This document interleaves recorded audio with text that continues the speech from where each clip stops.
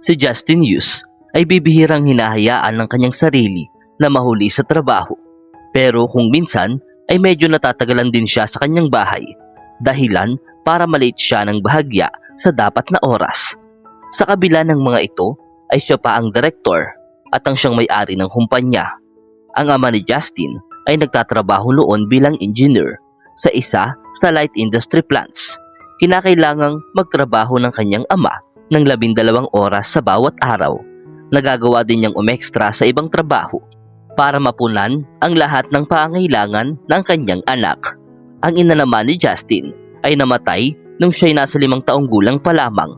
Kaya naman, ang lahat ng alaala ni Justin sa kanyang pagkabata ay patungkol lamang sa kanyang ama. Walang ibinigay si Simon Hughes sa kanyang anak kundi pagmamahal at karunungan sa maraming bagay na pwede niyang mapakinabangan sa hinaharap. Siyempre, hindi naman nagawa ni Justin maging matagumpay ng isang gabi lamang. Kinakailangan niya rin namang pagsumikapan ang ginawa niyang pag-akyat sa Financial Olympus kung nasaan siya ngayon.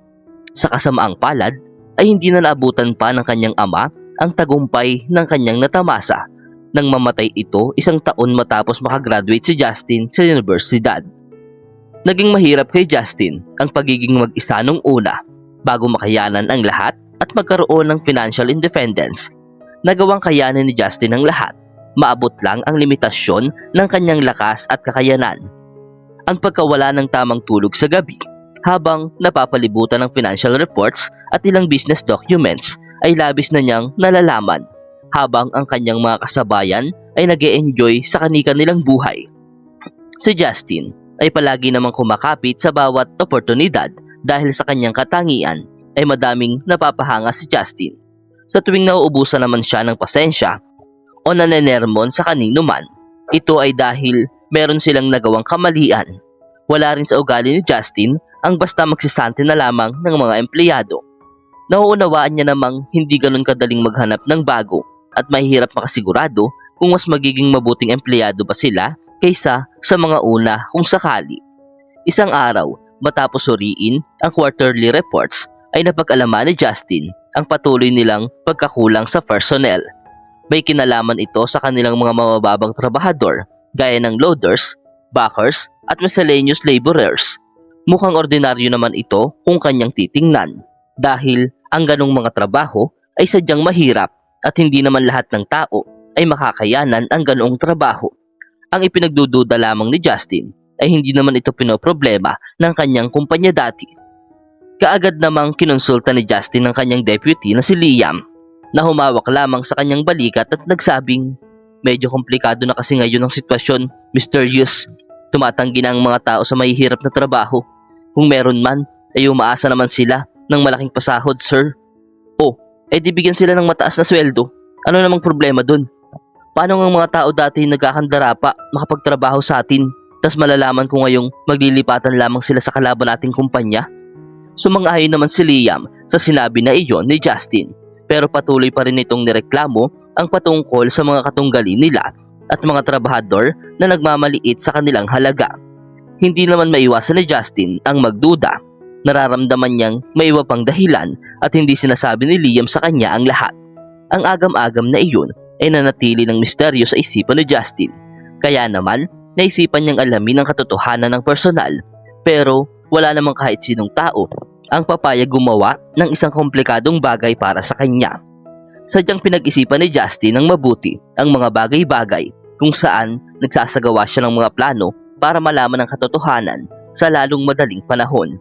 Kasabay ng mga sandaling iyon ay isang palabas sa TV ang kanyang nakita patungkol sa isang tao na nagpanggap bilang mga pulubi, kung saan nagawa ng taong iyon na makalapit sa kanyang target at mabantayan ito nang hindi niya nalalaman. Ang ideyang ito ang naglarong bigla sa isipan ni Justin. Paano kaya kung magpanggap na lang ako bilang pulubi at mag-apply ng trabaho sa sarili kong kumpanya para makita ko din ng personal ang magiging reaksyon ng aking mga empleyado at makita rin ang aktwal na operasyon sa loob ng kumpanya? Bulong ni Justin sa kanyang isip. Sa sobrang pagkagusto ni Justin sa kanyang nabuong plano, ay agad na siyang kumilos para ito ay masimulan. Una na dito ang pagkuha ng lumang kasuotan sa kanyang garahe na sinubukan pa niyang ilaglag sa lupa para mas lalo pang madumihan. Naghanap din ng lumang sapatos si Justin para maisuot, sabay dumi ng kanyang muka at tingin sa salamin. Nasurpresa naman siya nang magustuhan ang resulta ng kanyang ginawa. Nag-makeup na din siya para mas lalo siyang hindi makilala. Maging si Justin ay hindi na rin magawang kilalanin ang kanyang sarili. Para makaiwas din sa kahit na anong suspetsa, ay pinalabas ni Justin sa lahat na siya'y tumiyahe ng malayo para sa isang importanteng business trip. Hindi man komportable si Justin sa pagsisinungaling, lalo na kay Liam, ay kinakailangan niya itong gawin para maging perpekto ang kanyang plano. Wala rin naman siyang ibang pwedeng pagpilian. Umaasa siya na sa kanyang gagawin ay makukumpirma na niya ang sikretong ginagawa ng kanyang mga empleyado. Sa sumunod na araw ay nagpakita na si Justin sa opisina nang nakabihis bilang isang pulubi. Nagbabalak na makapasok ng trabaho sa kumpanya. Matapos mabasa ang job ad sa pintuan ng HR department, ay agad na itong kumatok at binuksan ang pintuan. Ang babaeng HR manager naman ay napatingin kay Justin ng may pag-aalangan. Agad naman ding nakiusap si Justin kung pwedeng makapasok sa kanila ng trabaho bilang isang warehouse loader. Napataas naman ang kilay ng HR manager sa pagkasorpresa. Gusto mong mag-apply ng loader, tama ba? Opo ma'am, isang loader po sana. Bilib naman din ako sa lakas ng iyong loob.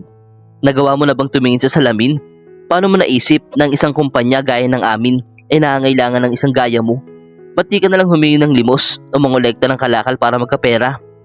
Nainsulto naman ng sobra si Justin at hindi na halos nakapagsalita pa. Hindi naman siya umaasa umano ng maayos na pagtanggap, pero ang pananalita na iyon ay parang sumobra naman.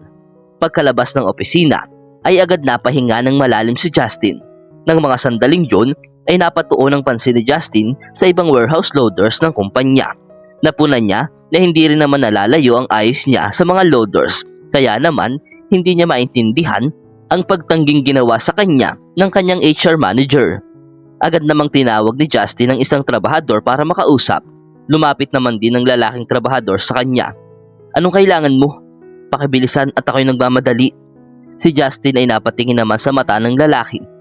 Ano naman ang masasabi mo tungkol sa kumpanyang ito? Maganda bang magkatrabaho dito? O mag-apply na lang ba ako sa iba? Nag-aalinlangan naman sa pagsagot ang lalaki at napailing na lamang.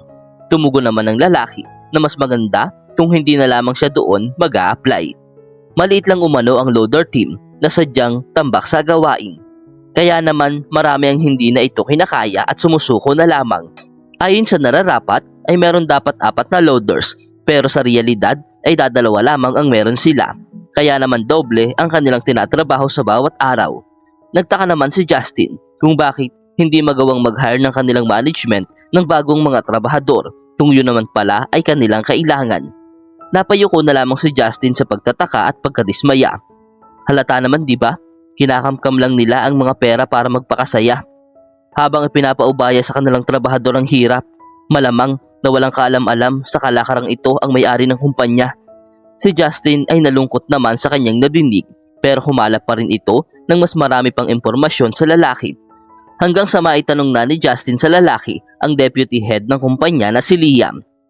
Si Sir Liam ba? Saan mo nalaman ang pangalan niya? Maiging wag na natin siyang pag-usapan. Hindi siya mabuting tao.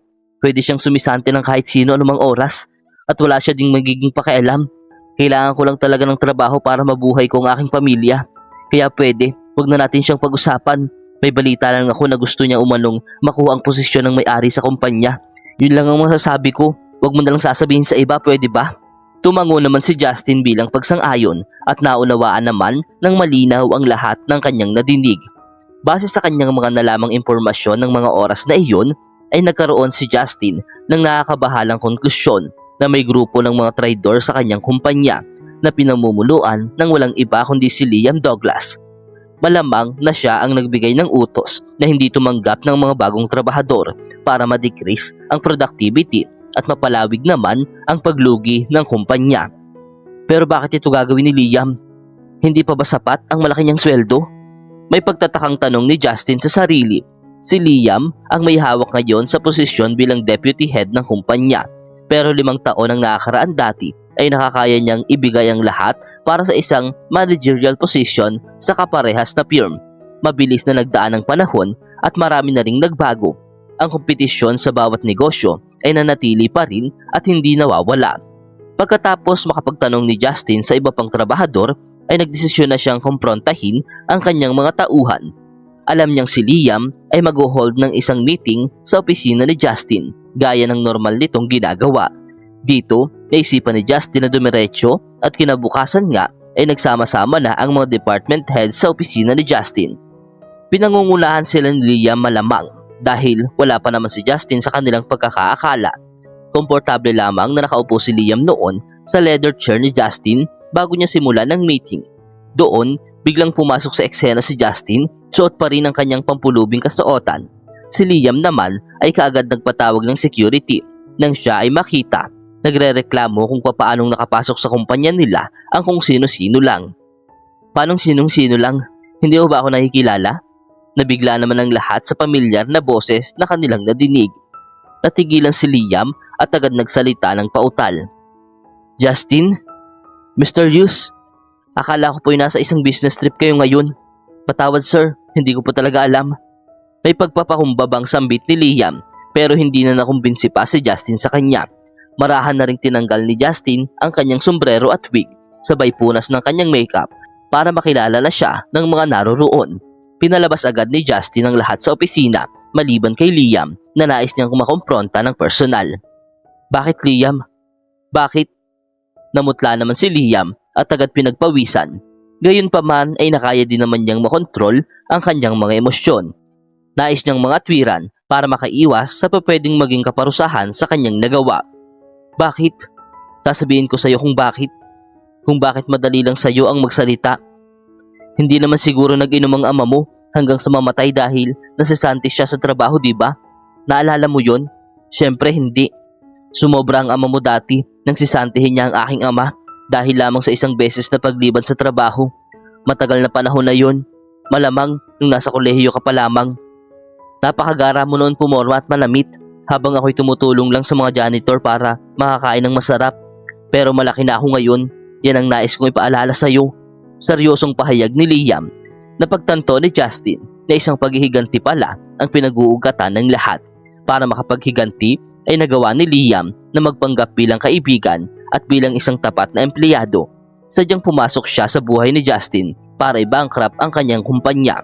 Para ito ay may sa katuparan ay pinaligiran ni Liam ang kanyang sarili ng iba pang mga traidor na nagkakaproblema sa current state of affairs. Nakinig naman ng mahinahon si Justin sa mga malahisterikal na akusasyon ni Liam dahil wala na rin namang balak patawarin ni Justin si Liam ay parasahan na niya itong pinalabas ng kumpanya. Alam ni Justin na kapag ang isang tao ay tinraidor na siya sa una ay kaya pa rin niya itong gawin sa ikalawang pagkakataon. Kasabay ng pagsisanti kay Liam ay sinasanti din ni Justin ang lahat ng mga empleyadong tagasunod nito. Ngayon, sa labas ng kanyang kumpanya ay pupwede na nilang gawin ang kahit na anong kanilang naisin at mabuhay pa sa kanilang ambisyon. Nang dahil naman sa pagkawala ni Liam ay naging maayos na ang lahat sa kumpanya. Unti-unti na itong lumago na siyang napansin naman ng marami. Ang kumpanya ay napupuno na ngayon ng mga empleyado na nagmamahal sa kanilang trabaho at karir. Si Justin ay natuto naman ng aral sa lahat ng mga nangyari. Determinadong hindi nagagawin ang kanyang naging pagkakamali kailanman.